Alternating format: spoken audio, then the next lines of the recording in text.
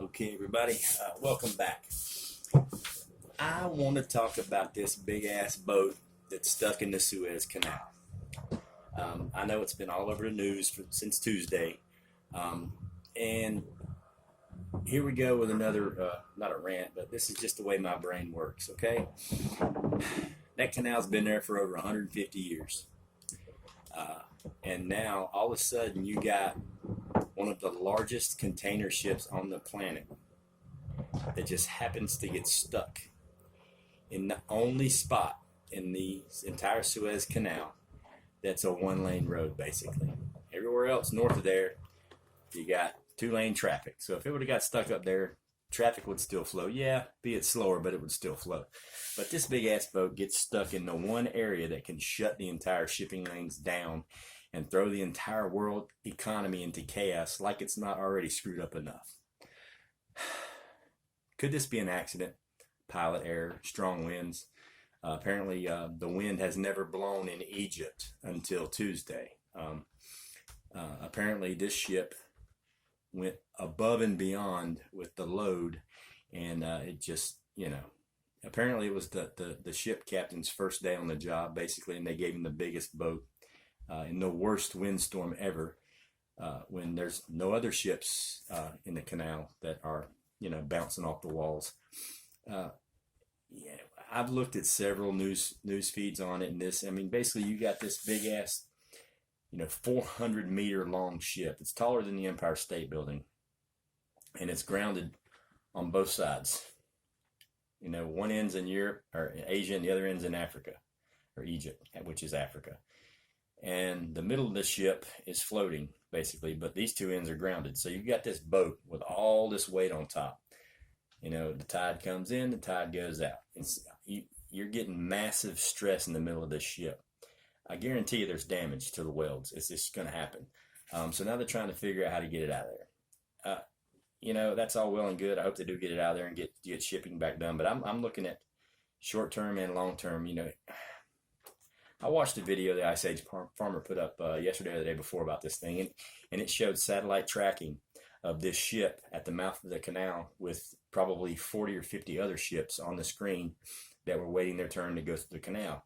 And this big ass boat is just doing these basically donuts, and people made a joke because it looked like a penis, or flipping somebody off, but he's doing these big ass donuts.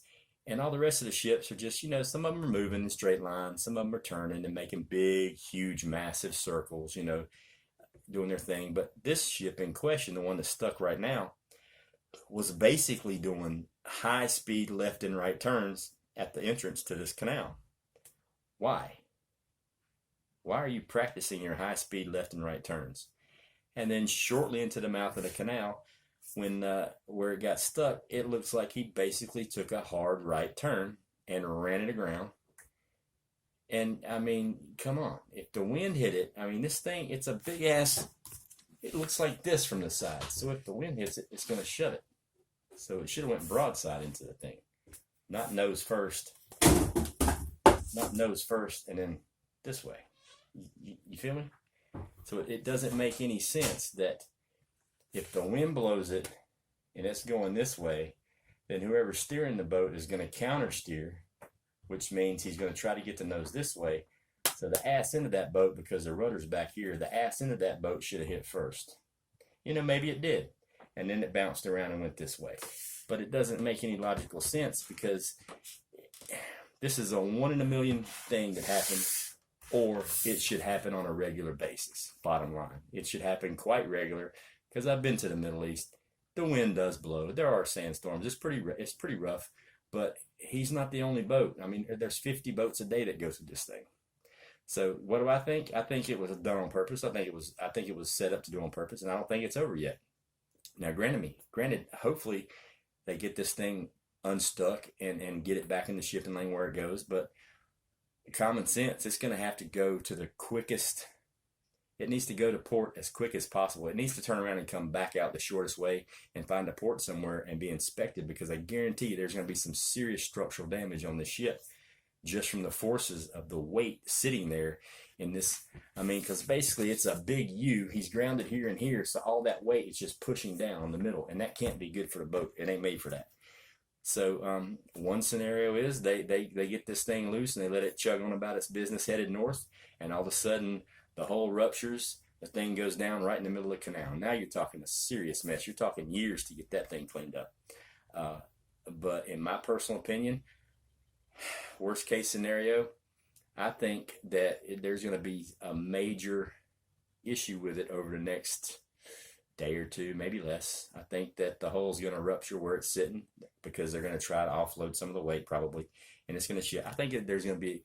I think it's just getting started. I think it's going to get ugly, and I think it's going to last for a while. Hopefully it doesn't. Hopefully they pull it loose and it floats on about its happy business, and it was just an accident. But the company that owns the boat has made several press conferences or statements to the press that they look forward to having, or they expect to have it free within the next 48 to 72 hours. I believe this was yesterday they said that, or the day before yesterday they said that. Well, here's the thing. If this Japanese company feels so sure that they're going to have this one ship done within a day or two, then you tell me why they issued orders for all the rest of their container ships to completely bypass the Suez Canal, not wait in line, but to take the long way around the Horn of Africa, adding an extra 5 to 7 days to their trip and several hundreds of thousands of dollars in extra cost. It's going to be passed on to consumers. So if they're so sure they can get their boat free, why are they telling the rest of their boats to go around Africa? Yeah, don't make sense. That's just a pot calling the kettle black. I call it like I see it. I think it was a setup. I think the economy wasn't taking a dirt nap dive fast enough for them, so they decided to speed it up. This is just another way they're screwing with the economy and screwing with us. I mean, come on, this is 2021. That's one of the largest ships on the ocean, one of the most technologically advanced boats on the ocean. I mean, it's got computer this, computer that, all these crazy high-speed people driving it that know what they're doing. They've been doing it for years and years and years, and you're going to tell me he just accidentally took a right-hand turn? And what was the excuse? He lost steering. What do you mean you lost steering? Or they lost power to the boat. You lost power to the boat, okay? Well, obviously, it was moving at a fast enough rate to drive it, basically beach it. And if anybody knows anything about boats, I don't. I wasn't in the Navy. I was in the Army. But I know one thing, they use a rudder, and if you can turn the rudder and you still got forward momentum, you can still steer the boat. You're not going to be pulling off fancy tricks in the water, but if you're moving forward and you have forward momentum and you're turning that rudder, you've got steering, period. It's not like wheels on a car.